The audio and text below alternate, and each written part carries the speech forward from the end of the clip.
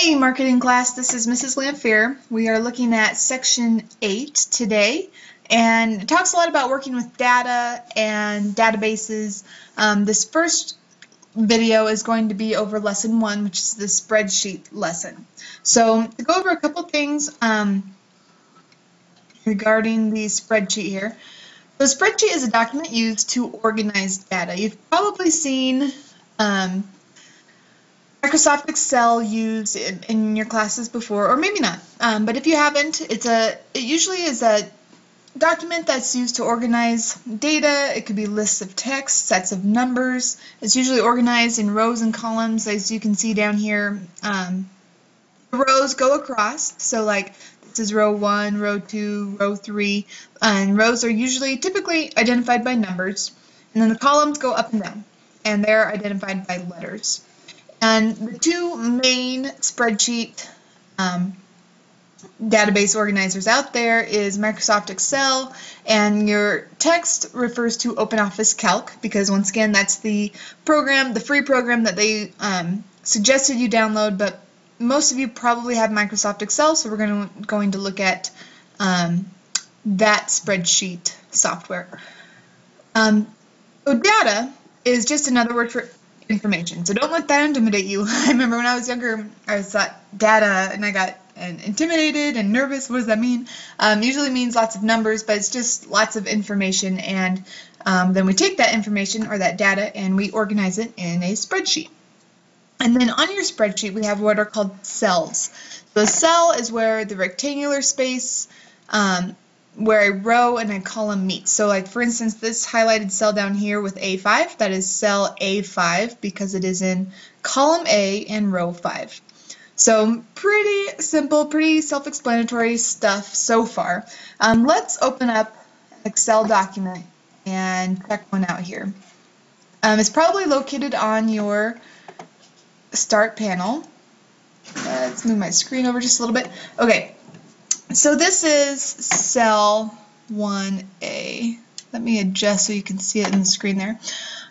With these cells, you can click in different cells if you want to type in information. You can, if you mouse over the line in between columns and get that double-headed arrow, you can drag that out and increase the size of the width of your cells. Same thing, if you mouse between the numbers, you can drag that down whenever you see the double-headed arrow and change the size, width, height of your cells. You can also, you're probably pretty familiar with a lot of these tools up here by now, undo, redo, to get yourself out of what you just did. And to input information, you can simply type it in the input field here. So you could type in the number 100 and then hit enter, and that puts the number in that cell. You actually don't even have to click into this input field. If you just click into a cell, you can type right into it. Okay, so just quickly typing and hitting enter allows you to input data is actually what you're doing. So, and then if you would want to change the information in these cells, you can simply click on it, and typing over it will replace it. So you don't even have to hit delete. They make it really easy and simple to change and edit your data inside these cells. You can also add rows and columns. So say I had lots of information here. Just to quickly put in some words. So say I wanted to add a column then in between columns A and B. If I right click on the column and I hit insert, it inserts a column to the left of the column that you have selected. So if I were to do column A, it would insert a column to the left of the column that I originally had. So same with rows, only it inserts a row above. So if I right click, insert, it'll put a row in above the row that I have selected at that time. So you can insert rows, insert columns, input data, all that fun stuff in a spreadsheet. We can also merge cells. I'm going to go ahead and delete this, and this is actually going to be part of your assignment starting now, so you can go ahead and follow along with this. If I highlight 4 columns in one row right there, I can simply go up to, and I always kind of have to click around to remember where everything's at. And it looks like to merge cells. Oh, there it is, right on my home tab. So there's the merge and center option, and if we can do that, and then you'll see, let me undo that again real quick. So I have 4 individual cells right here. If I hit merge and center, you'll see those lines disappear, making it one cell. So go ahead and do that to the 4 columns in row 1, and our title, we're going to put our title in this field, and it's going to be called Reading List. Hit enter. Next, we're going to add some column labels. So in cell A2, we're going to add the word title. And you can simply go side to side by hitting tab to tab over to the next column. Or if you hit return, it's going to take you down. If you hit tab, it'll take you over. Just a quick side note. We're going to add a title, cost, tab, and number of pages. Enter. Okay, so then you'll see that my number of pages is going to run over the width of the cell. So I could either click and drag to make that the proper width so that you can see my entire title, or you can easily, if you mouse over and get that double-headed arrow, if you just double click, it automatically adjusts itself to the widest set of words in that column. So another quick tip for you. So what our task is we're going to find some books online from Amazon.com, and we're going to find some marketing books that might be good for us to read. And we're going to just create a short list of books for us to read. So let me find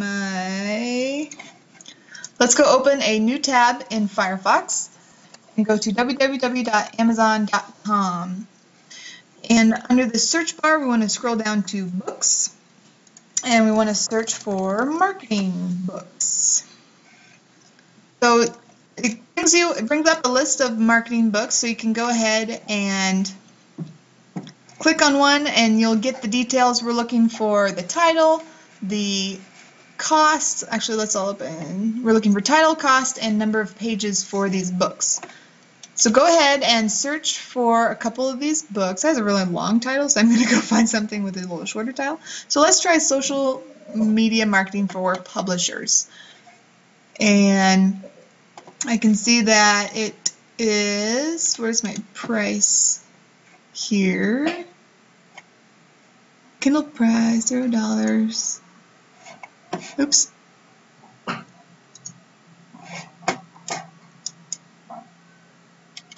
Oh, this is just for, oh, I see. Okay, so this is just for Kindle, and that's fine. Oh, it's free even, so maybe let's try and go back and find an actual hard copy book. Here we go, Marketing for Dummies, that's what we need. So here's Marketing for Dummies, and we can see that it's $15.31 is the price for the book. So I'm going to go into my title, type in Marketing for Dummies. Cost was $15.31. We want to type in, oops, go ahead and quickly edit that. We want to type in our dollars, like a decimal, like we typically would. So 15.31, and we'll go in and format that later to show dollar signs and whatnot. And then I need to know how many pages this book is. And it looks like if we scroll all the way down to the bottom, I bet we find, yep. If you scroll all the way down to where it says product details, you'll see that it says 384 pages. So let's go back to our spreadsheet, type 384. Okay, so now you're going to continue to do that. And again, we can double click to space out the title column so that it's wide enough for our title. But you're going to continue to do that, and let's see, we want a total of, we want 4 books total. So find 4 books in total and add them to your Excel document. Okay, so I have my list of 4 books in here along with their prices and number of pages. Now I'm going to go ahead and add another label here called total cost. And I'm going to add up, say I wanted to buy all 4 of these books. I want to quickly add up how much this is all going to cost me. So with this auto sum function, if I highlight the cells I want to add, I can click on auto sum, and you'll see it automatically understands that I wanted to add this column and put the total right underneath. So let me do that again. You'll see the total pop up in that cell right there once I hit auto sum 5214. Nice. Now let's say I want to find the average number of pages that each of these books has. So I'm going to insert a function, which this insert function button right here allows me to do. So by clicking on that, I can go and find the average option. I have all these different options, and we're not going to get into all of them today, but one of them is average. So I can find the average of these cells that I want to look at. So it's automatically guessing that I'm looking at cell C3 through cell C7. And it looks like I actually want cell C3 through cell C6 is all. So I'm going to go ahead and drag over the cells that I want and say OK. And it shows me the average number of pages between the 4 of these books is 358. So I've got quite a bit of reading to do ahead of me. Okay, so now make sure that your spreadsheet has a title in some merged cells up at the top. Make sure that it has columns labeled title, cost, and number of pages. Make sure your spreadsheet has rows with information about 4 different marketing books. If information in cells is cut off, resize it. So make sure your rows and columns are large enough. Let's see. Make sure you have a total cost and an average pages cells. And also one last thing I'm going to show you is I always like to see dollar signs when I'm working with dollars. So we can easily format this column of numbers here by clicking the dollar sign, and that automatically transforms it into dollars. So there you go. Go ahead and save. You should be saving this project under your Marketing 2 folder. Hopefully you have one. And we're actually calling this reading _list. And you will submit this in with assignment 8S. This is only the first part though. The next video we're going to be covering databases. So this is part 1 of assignment 8S.